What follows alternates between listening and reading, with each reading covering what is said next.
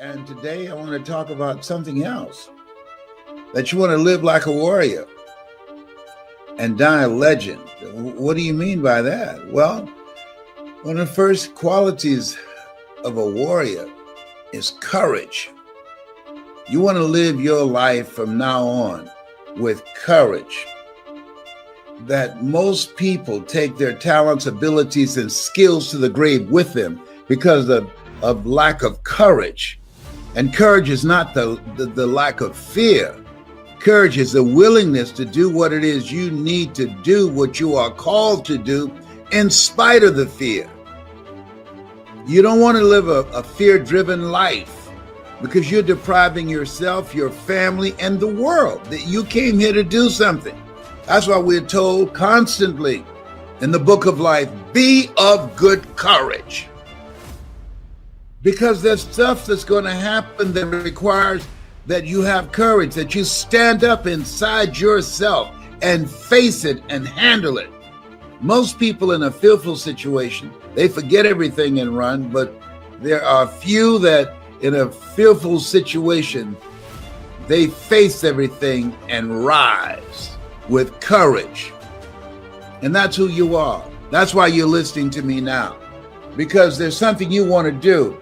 And when you're going outside of your comfort zone, it takes courage. Most people, the majority of people, die within their comfort zone. They're not risk takers. They go through life trying to play it safe. Let me share something with you. There's no safe position in life. If we don't know anything else, if we have not learned anything else from the coronavirus, there's no safe position in life. You can't get out of life alive. You got to die to leave here. And so this is a time that you want to live your life full and do the things that you think about. Sure, you want to keep social distancing from people and from particularly toxic, negative, energy draining people. You want to keep social distance from them. Why? Because people rub off on you. But you're here to do the greater work. You're here to do something. You've got to live life like you mean it. When I decided to speak, I went at it hard because I didn't want to be just a speaker. I wanted to be a speaker that stood out, that made a national and global impact. And you can do that too. That's why you're listening to me. You have some talent, you have some knowledge, you have some experiences, you've seen some stuff. And there's some things in you don't want to take to your grave with you. So when you live like a warrior, you live courageously, you're fearless. Here's something else. When you live like a warrior, you honor your commitment. Commitment is major. See, when you decide that you're going to do something, when you commit yourself to live a life that's different than the life that you lived in 2020, you hold yourself to a higher standard. You're seeking something. You're pushing the envelope. You are challenging yourself. You are willing to walk by faith and not by sight. And you know, as a warrior, that there's a dramatic difference between being a warrior and being a worrier. Anybody can worry, and a lot of people are worried right now. Oh, the new virus coming, and it's even more lethal and spreads easier. Okay, got that. All right. And you got to eat. You got to pay the rent. Got to pay the mortgage. Got to pay the car note. I learned a long time ago the best way to get back on your feet is to miss 3 car payments. Come on. Yeah, but you don't want to be reckless. You don't want to die for a job. No. If somebody asks you, hey, sign here, and in the event you get sick, you won't sue us. Do I look like Mr. Kadumbo? No. Create something else. Life is saying no. Don't put your life on the line saying, oh, I got to eat. I can either starve to death or I sign this and risk dying and leaving my family so they can starve without me. No, you can create something else. You have other options. Don't be limited in your thinking. I did that for years. For years. Because I knew radio, I did it extremely well. And when I was fired, I was dumbfounded. What am I going to do now? Guess what? Learn something new. That's what. If you're willing to learn. See, most people aren't willing to learn. That's why I say, well, if I don't sign this agreement, my family will die. They'll just starve to death. Are you kidding me? Come on now. No. Don't sign anything that says that if you get sick, they're not liable, because they know that there's a high risk that you might get sick, and they want you to be on your own. If you don't learn anything else, remember the name Herman Cain, who was sitting on the front row at a rally, proud, no mask. We got back to Atlanta, he had to go to the hospital. He said, no big deal. And now he's out of here 5 days later. They don't even mention his name. You talk about proud and involved on radio every day promoting the right. They don't mention his name as if he did not exist. Come on.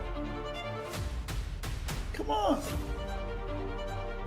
This life is challenging us. In life, when you don't have enough courage or insight, intelligence, expanded vision, that you have outgrown a situation and it's time to move on, life moves on you.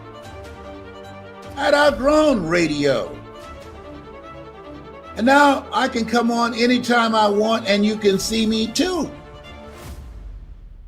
So you got to put your foot down. You got to get an attitude. Because, see, we're all basically the same. We're all basically the same. The only thing that separates us are our habits. I wanted something different for myself. I wanted something different for my mother. I did not want my mother working once I turned 18.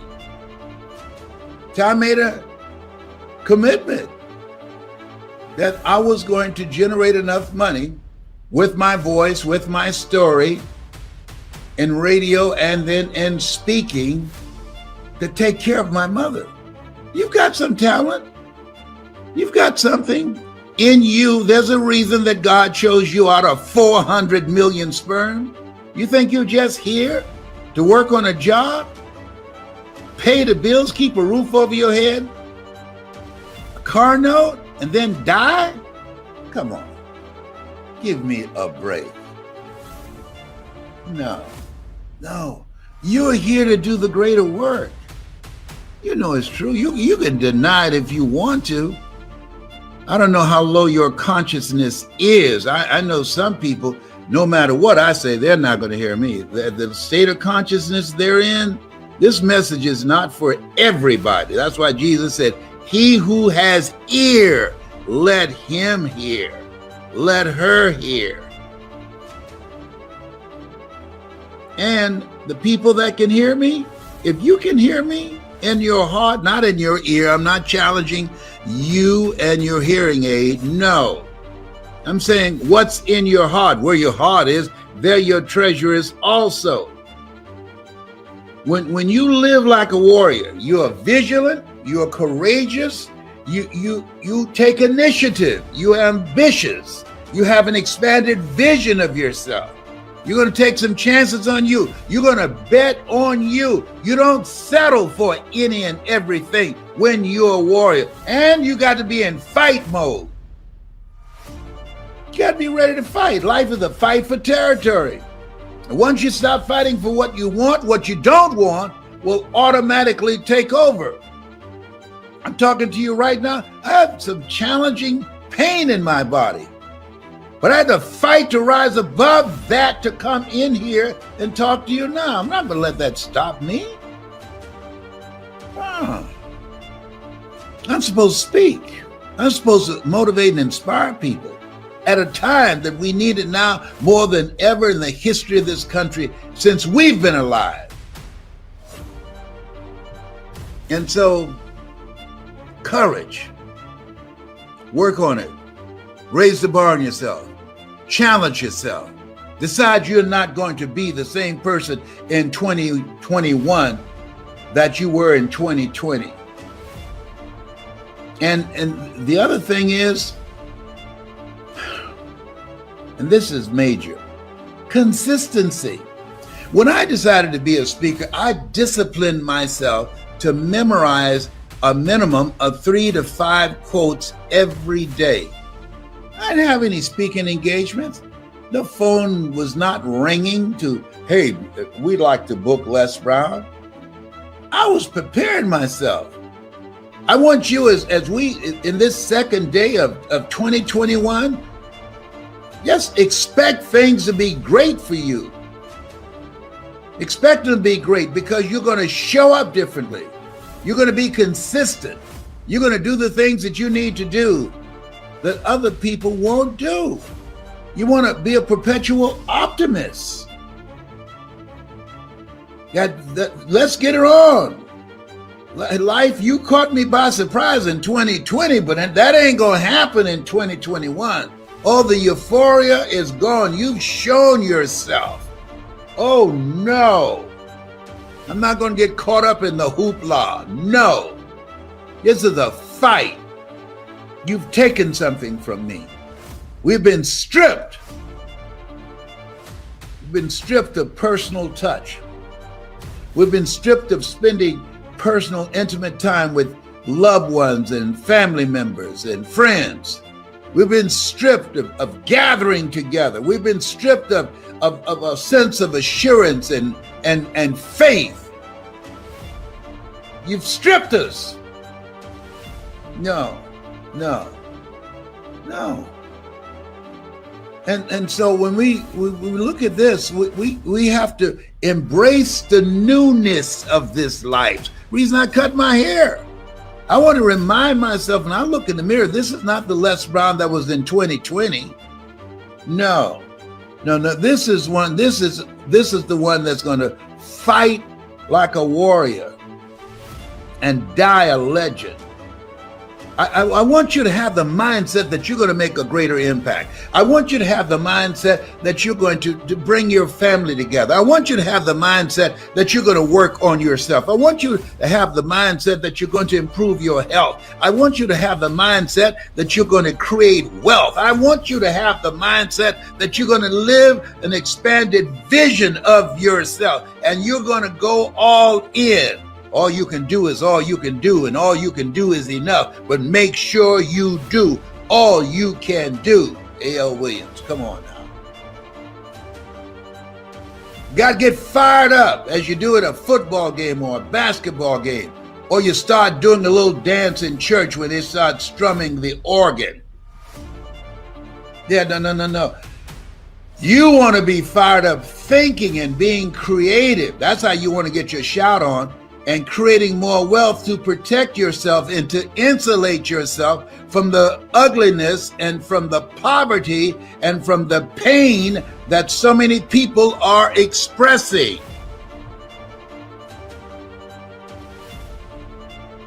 This is your time. And it can only be your time when you are willing, as you look in the mirror, when you get up in the morning, Lord, whatever I face today, together, you and I can handle it. All things work together for good, for those who love God and for those who are called according to his purpose. When you get up in the morning and you decide to live a courageous life every day, get up in the morning, you decide to make a commitment to live your greatest life. Get up in the morning in a spirit of gratitude and say, Lord, thank you for bringing me here. Thank you for dragging me into 2021. Thank you for protecting me and those I love. Thank you for the courage to go on, keep it moving. For those that did not make it, for my family members and friends that did not survive, I will live a life that will fill in the blanks for them, because I'm here because of your grace and mercy. I don't take it for granted that I'm still here. And as Orrin Hudson would say, the best day of my life. We're here. We're not taking a dirt nap. We're here. There's some people, no big deal. It's a big deal. We're here. Don't look past this. This life is to be lived. Life is for living, for being happy, for being productive. Herein my Father glorified, that ye bear much fruit. Much fruit. Not a life of being average or being mediocre. Much fruit. You've been chosen. Are you feeling me here? You've been chosen.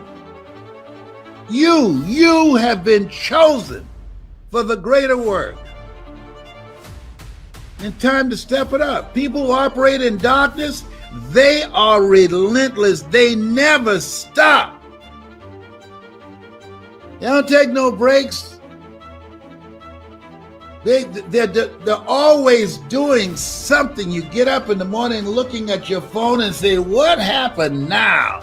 Look at the news and say, oh my goodness, what's next? People who are spreading confusion and darkness and hate, they make it their full-time job to do that. And we have to make it our full-time job to fight back. We have to make it our full-time job. If they run over here, they will limp back. We have to make it our full-time job to fight for a future for our children, to live a life that will outlive us. Sometimes you got to be like Jesus was when he went in there and the disciples were drinking and playing bid whist. What? Y'all about to make me cuss up and get out of here. Come on. Oh yeah.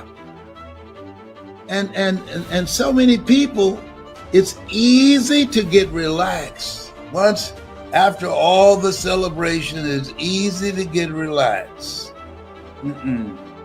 No, there's work to do. See, you've experienced some setbacks. See, when a car's driving, if the back wheels go the same rate as the front wheels, it will never catch up. So in order to catch up with the front wheels, you got to speed up. You can't be average. You got to put the foot to the floor. That's where we are. See, when you have lost your job, I don't know if you've experienced it, but I have. When you get 2 or 3 months behind on your bills, it takes more than 2 or 3 months to catch up. You're looking at somebody, I used to be so broke, I'd walk past the bank and trip the alarm. Oh, behave.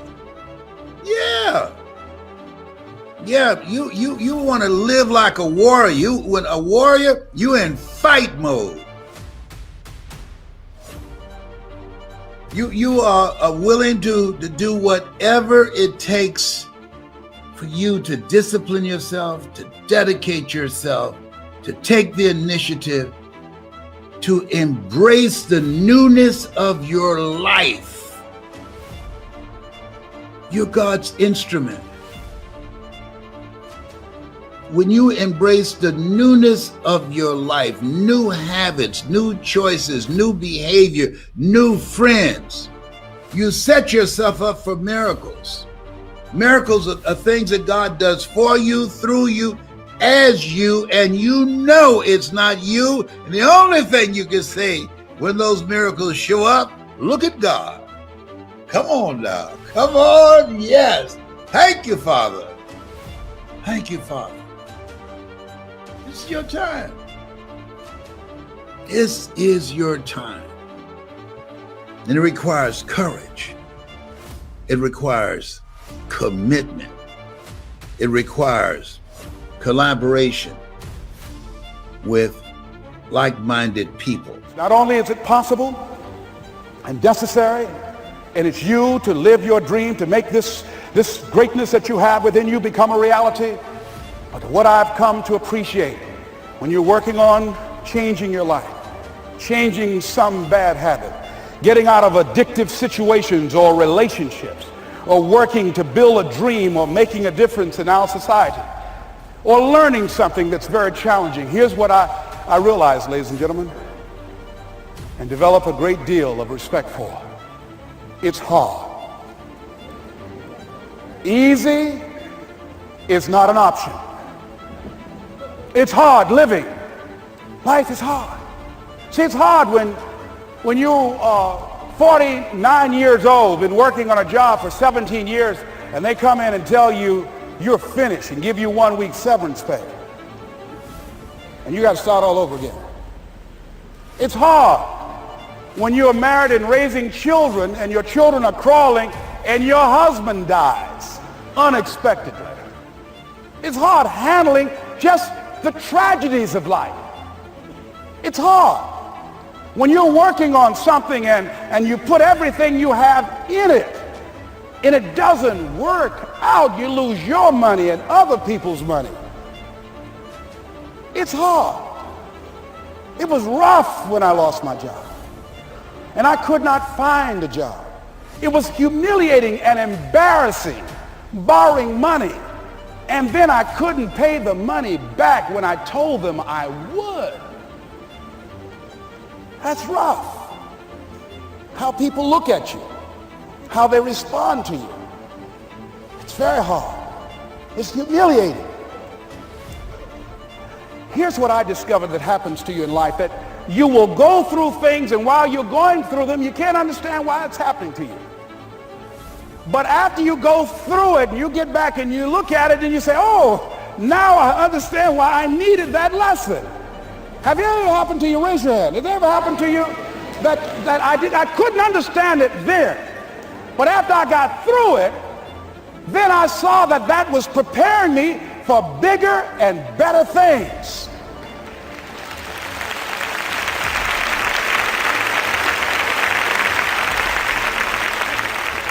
That as you go through the challenges of life and you look at it and embrace whatever comes to you, don't run from it. Step toward it. Don't try and duck it like most people do. See, most people want it easy. See, easy come, easy what? Easy go. See, but when you go at what you're going to deal with and you deal with the difficulties of it, when you handle those hard things close at hand, making those hard decisions right now that you don't want to make, learning those things that you don't like to do, but you know that in order for you to get where you want to go, this is one of the hoops that you have to flip through. And I'm saying to you, whatever you got to do it, because if you don't, life is going to whoop you until you surrender and say, okay, all right, I cooperate, okay, I learned, okay. They had to wear me out a long time. So if it's hard, then do it hard. Now, how do you hang in there during the hard, difficult times, Les? You must have faith. You've got to believe in yourself. You've got to believe in your abilities. You've got to believe in your service, your company, your ideas, unquestionably. You've got to have faith, and that faith gives you patience. That is not going to happen as quickly as you want it to happen. A lot of things are going to happen that will catch you off guard. And so therefore you've got to deal with and handle it as it comes. And not only that, but that faith and patience drives you into action. You've got to keep moving and keep plugging away I can see people coming out talking to a guy out there watering and fertilizing the ground that's not showing anything. Hey, what you doing? You've been out here a long time, man. And the conversation in the neighborhood is, you growing a Chinese bamboo tree, is that right? Yeah, that's right. Well, even Ray Charles and Stevie Wonder can see ain't nothing showing. You know that's how people are going to do you? So how long you been working on this? How long have you been working on your dreams? And you have nothing to show. This is all you got to show? People are going to do that to you. And some people, ladies and gentlemen, they stop. Because they don't see instant results. It doesn't happen quickly. They stop. Oh, no. You got to keep on watering your dream. And when it began to happen, they stopped laughing. They said, look. Whoa, look here. Look how, hey, man, you know, I know you can do it. Look here, you got a job here?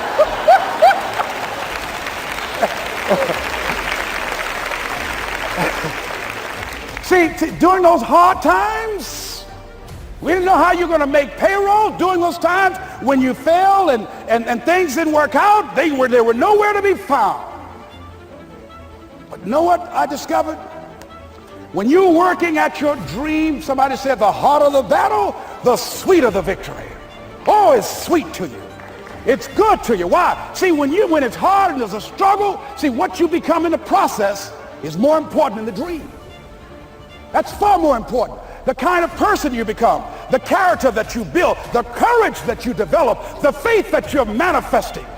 Oh, it's something that you get up in the morning, you look yourself in the mirror, you're a different kind of person. You walk with a different kind of spirit. And people know that you know what life is, that you have embraced life. You knew it was hard, but you did it hard.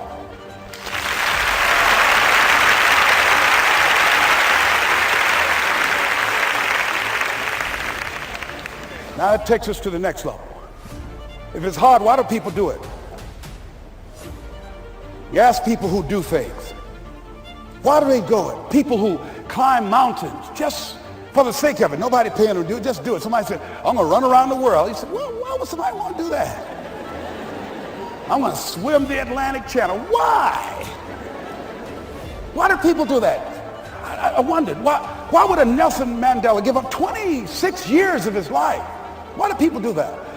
Here's what I discovered in high school. High school, I decided I wanted to go out for football. Never forget this. And I discovered why people do things. You know why, ladies and gentlemen? Even though it's hard, it's worth it. It's worth it.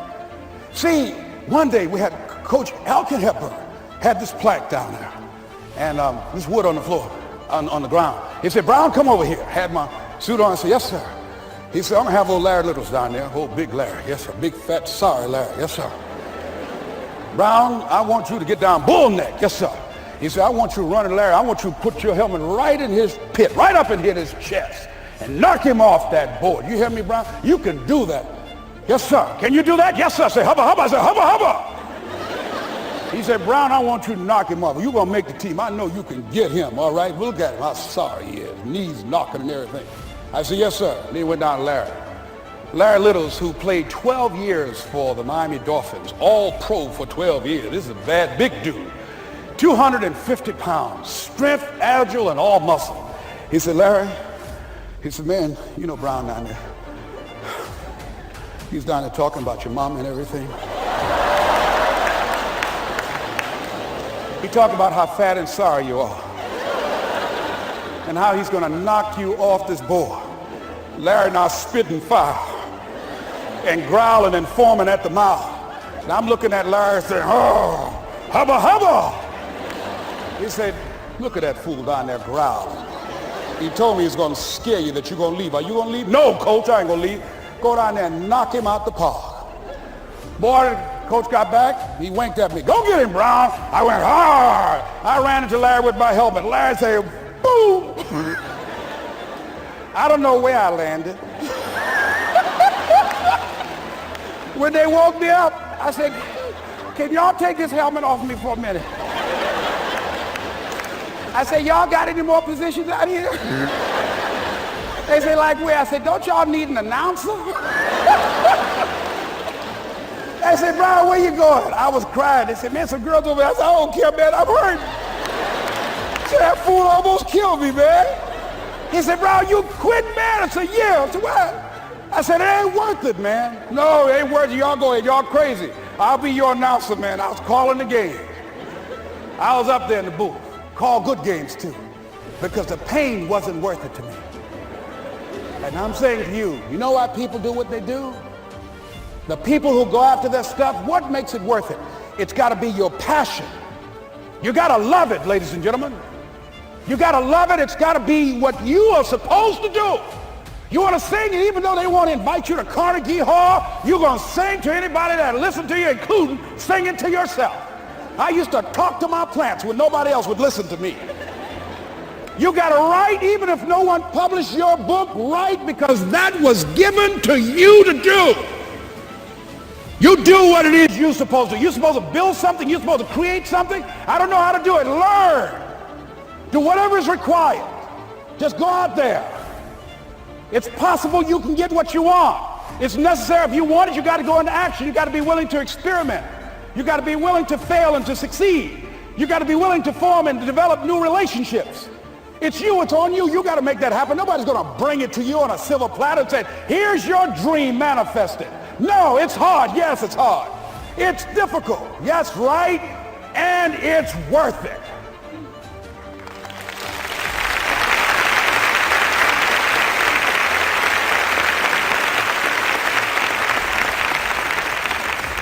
People ask, hey, man, you know, these kids, man, it's rough dealing with them. That's right. That's right. You think peer pressure happened overnight? We went through peer pressure. I remember as a kid, some guys said, hey, Les, me and another fellow named Willie Lower, we were going home. Hey, man, we're going down to Gould's, man, and knock off a grocery store. I said, look here, I don't want no part of that. I'll see y'all later. Say, y'all chicken. I said, that's all right, you say whatever you want. Low stop. I'm not chicken, man, don't call me chicken. Then why don't you come? We didn't even ask you to come into place, man. All you do is just drive the car, that's all. I don't know how to drive that good. Well, we're trying to get Les to come. He's chicken. Hey, I'm not driving nothing, all right? Willie, don't care about what they say, man. Leave him alone. You want to go do it? You find somebody else to drive, or you drive yourself. Come on, Willie, man. Pull him, he stopped. I ain't chicken. All I got to do is drive? Yeah. I said, Willie, that sounds simple, man. Don't go, man. He went. And the next day, we read the newspaper, where when they robbed the store, when they came out running to a car, the merchant, the man who owned the store, came out just shooting wildly, and he hit the driver in the head. So peer pressure didn't just start in the 90s or the 80s. It's difficult and it's challenging for kids right now. And it's going to take some easy, simple methods to help bring them out of this madness, this insanity. No. Is it hard? Yes. Let's look at what we've been doing. What has worked? What has not worked? Let's look at where we want to go. What is it that we want to produce? What is it that we want to create for our young people?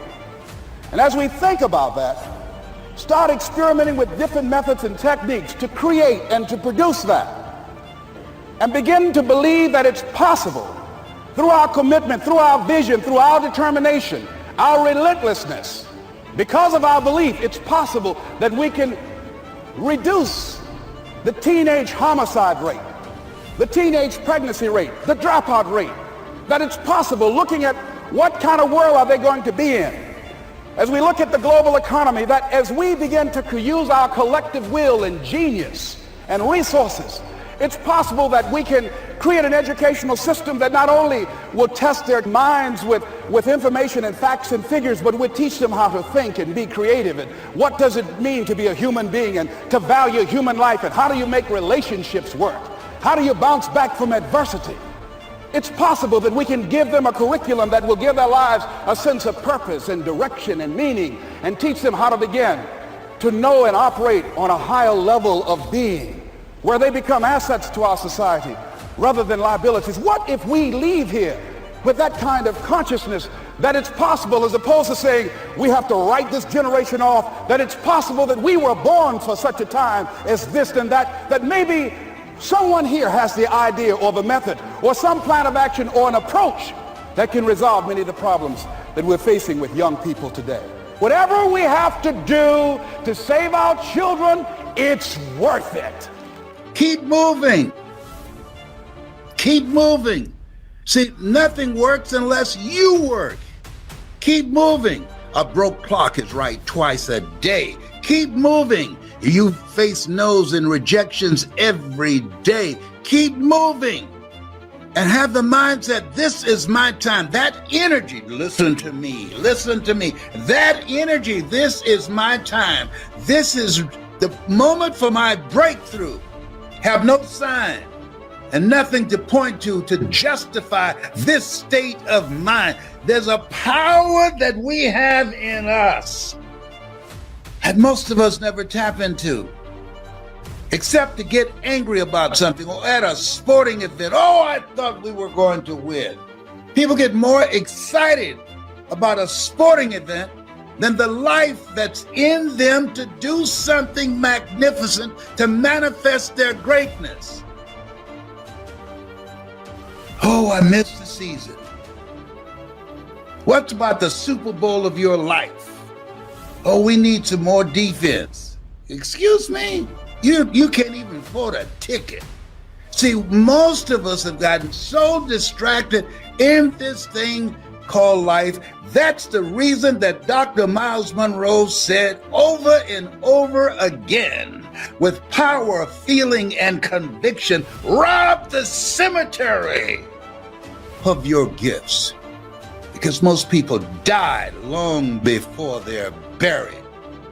Out of every 100 people that you see, by the starting at age 25, by the time they reach 65, 1 will be rich, 4 will be independently wealthy, 5 will still be working, 36 will be dead, and 54 will depend upon family and friends or some social agency to provide for them the bare necessities of life. They will have a net cash value of $250 in the richest country in the world. Why? Because they're not thinking with their own mind. Be ye not conformed to this world, be ye transformed by the renewing of your mind. Most people are mentally dead. They're just going along. They're just following the crowd, following the follower. They have not thought about their lives. That's why Socrates says the unexamined life isn't worth living. Do you know who you are? If you're living a life that's not you because you haven't taken the time to think, to say, well, who am I? What do I want? Is this me? Or is this just what life has delivered to me? Isn't it interesting? When you see people trying to escape another country, immigrants, and my heart goes out to immigrants, that it takes courage to do that. It takes courage to say, you know what? I'm not going to go down like this. I'm not going to lose my life here. There's got to be some place better than this. God said to Abraham, get up and go to a new land. Sometimes you got to change the place where you are. Sometimes you got to change the people that you're hanging around. Sometimes you've got to decide, I need some relationships that will uplift me. I need some relationships that will inspire me. I need some relationships that I can learn from and grow from mentally and emotionally and spiritually and financially. Where I am right now, this is no circle of power. This is a cage. I'm being contained voluntarily. It's your time. And in order to get out, there are forces and systems designed to destroy your sense of self, to keep you distracted. And in order to get out, you got to be hungry. Got to be hungry. My daughter, Serena, she said, Dad, I'm so proud of you. She said, given how little you had to start with, to see what you have done with all you had, was a dream and a passion to take care of grandma. No college education, being born in an abandoned building on the floor, being labeled educable mentally retarded, being called the dumb twin. But you were hungry. I talk to people all the time and I mention your name. That's your father? Whoa. I remember when he was here in Columbus, Ohio. He made a difference. Boy, he was positive. There's something for you to do. Think about your life. Dr. Howard Thurman, he said, there's something in each and every one of us that waits and listens to the voice of the genuine in yourself. It will be perhaps the only guide you will ever have or hear. And if you cannot hear it, all of your life will be spent on the ends of strings that somebody else pulls. The reason that you're listening to me right now, as opposed to somebody else, you and I are cut from the same cloth. We're branches of the same tree. You know there's a presence in you that's greater than the adversities that you're facing. You know that there's a presence in you that can give you an opening to create the kind of life that you deserve. That's you. You know that there's a presence in you, and that presence is the calling on your life to live a larger life. You have something special. You have greatness in you. My message is not for everybody. It's for people that can hear me in their heart. It's for people who've said, as I said one day, there's got to be more. There's got to be more. I've had it with this life as it is now. A lot of people checking out. No. Life is God's gift to us, and how we live our lives is our gift to God. You are more than a conqueror.